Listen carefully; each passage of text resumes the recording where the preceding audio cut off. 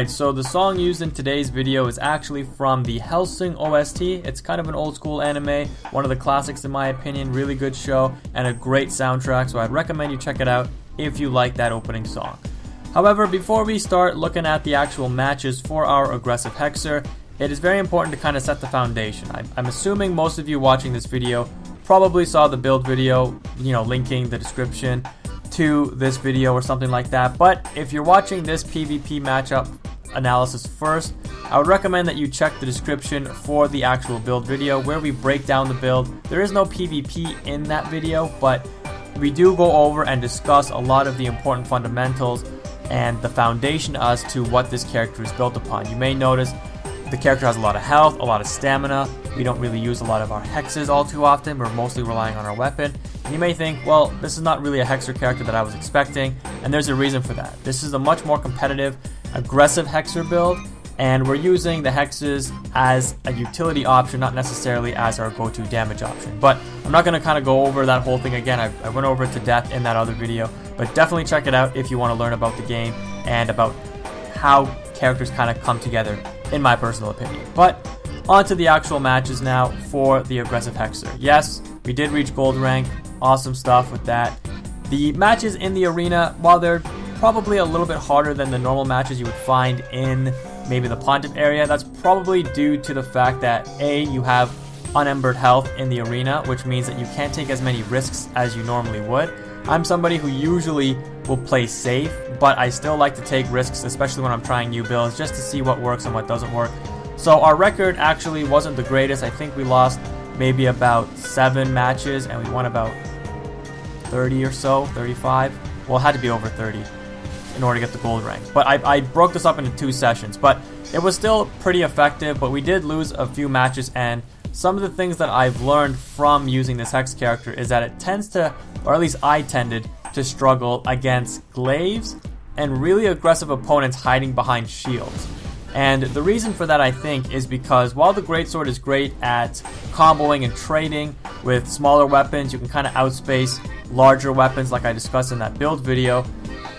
The Hex character still struggles just a little bit with somebody hiding behind a shield and being overly aggressive against you. While the Hex character itself can deal with regular aggression just fine, when somebody puts up a shield and they're hiding behind it and they're using a really fast weapon behind it, you're kind of limited in your options as to what you can do, because those enemies, they're going to be super defensive as they approach you, which is in and of itself kind of not really a broken mechanic of Dark Souls in general, but it just makes approaching so safe with some of the most broken or faster weapons in the game. So that is where this build can suffer quite a bit.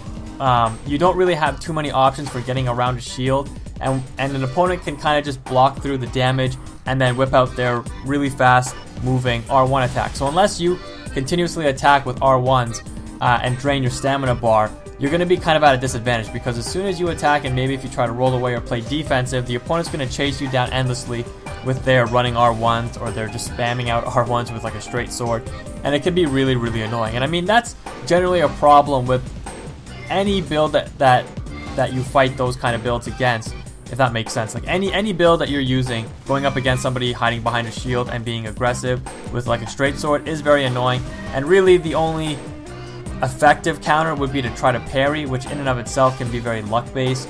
So while that build does kind of overshadow a lot of the other builds in this game, there are definitely ways around it. It's just that this build can kind of struggle because an enemy can just block all your hexes, block all your R1s from your sword, and just keep approaching you behind that shield, and there's not really all too much you can do. Ultra greatswords and stuff may have a better time against those kind of builds, but this is where the Hex character, in my opinion, struggled just a little bit. If anybody has maybe some potential solutions for that, let me know. I only played, like I said, around 35 or 40 matches that I can remember, so I don't really have a lot of experience going up against those builds, because I only lost maybe I think about 2 or 3 of those matches that I fought with somebody hiding behind a shield. So there's definitely still opportunities for you to kind of develop this character and learn what might be better in those specific matchups. And the second one being the glaive, in my opinion, because the glaive also has a lot of reach, and so does the sword, don't get me wrong, but the glaive seems to have a little bit more hyper armor, and if an opponent is using the glaive correctly, they're going to outdamage you. And the reason for that is because while you might still be able to trade with 2 R1s, this is where that weapon art thing kind of comes back to bite the Onyx Blade in the ass. And what I mean by that is, if somebody hits you with an R1 with a glaive and you trade with them with the R1 from the Onyx Blade, there is no weapon art for you to combo into, which in this case, you know, is the situation where it would be more useful than the Onyx Blade's weapon art, which is the native buff. The reason for that is because a glaive is still going to outdamage you if they combo the R1 into the L2 R2 or L2 R1, right? They're going to do a complete 3-hit combo on you, and they're going to outdamage you. Compare that to something maybe like Glaive's Greatsword, whereas if you take a trade and they end up comboing you, you're likely still going to come out with more damage if they're even able to complete that full combo.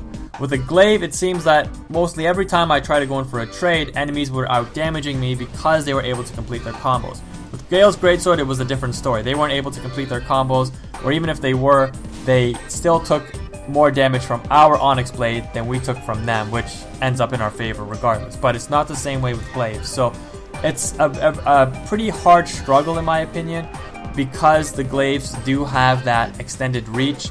They do have the ability to out-combo you. And again, it's just a matter of the weapon itself being so good in general, where the Hex character may not necessarily have all the options to deal with it.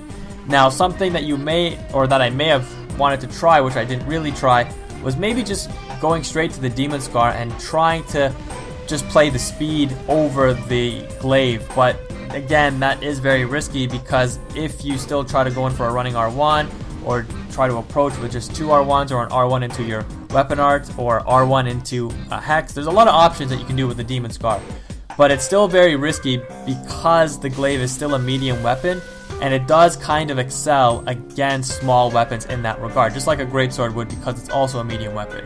Where the Demon Scar would really kind of play more to your advantage, in my opinion, was against an ultra weapon where something was really slow, and you were trying to outplay your opponent with the speed of your weapon, and making sure that you don't take a trade. Because if you take a trade against that Demon Scar, obviously you're going to come out on the bottom, as the Demon Scar does way less damage. The whole point of it is the speed and the utility to use your hexes. Now, those two matchups aside, I know I kind of talked a lot about that, and I do apologize, but it is very, very important to understand, because those are the matches where you're going to struggle a lot. You saw, though, in this video that I've gone up against numerous small weapons. I'm going up against one right now, and it's very easy for us to bait out attacks and punish appropriately to come out on top on those trades. I'll gladly take 1 hit from any weapon in order to deal 2 hits from mine. That is the fundamental of, you know, coming out on top with a trade. That's what you want to have happen almost every step of the way. Now, the nice thing also, you can see right here, and I did it in a few other clips, is using the Demon Scar in your offhand, you still have the ability to quickly whip out R1s and catch opponents that are trying to run around you or trying to do whatever kind of gimmick to get in real quick. And you can just whip it out and catch them off guard, easy kill, easy finish, right? Against some of the heavier weapons that you fight in the game, yes, you're going to try to bait them out a little bit more and punish them with the Greatsword or the Demon Scar, like I mentioned earlier.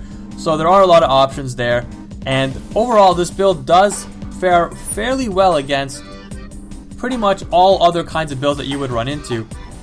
You can see that we've gone up against all different kinds of builds, and you know, just playing the spacing game and understanding that neutral and where our advantages lie with our build. You know, playing the neutral because we have the hexes to throw out at the medium range.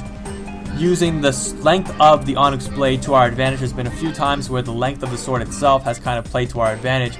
And the R2s of this sword is so much more useful than any other greatsword because of the length of the weapon. It's really, really something that the Hex character can excel in controlling the space. And a katana build is again one of those builds or one of those weapons that really would normally excel against the Onyx Blade and against Hex characters. But again, because you can control that space, you can see we're willing to take those trades and take those risks in order to bait our opponent into coming in to attack us, because we know we're going to come out on top with a 2-hit combo. Or running R1, no problem, we're going to come out with 2 hits.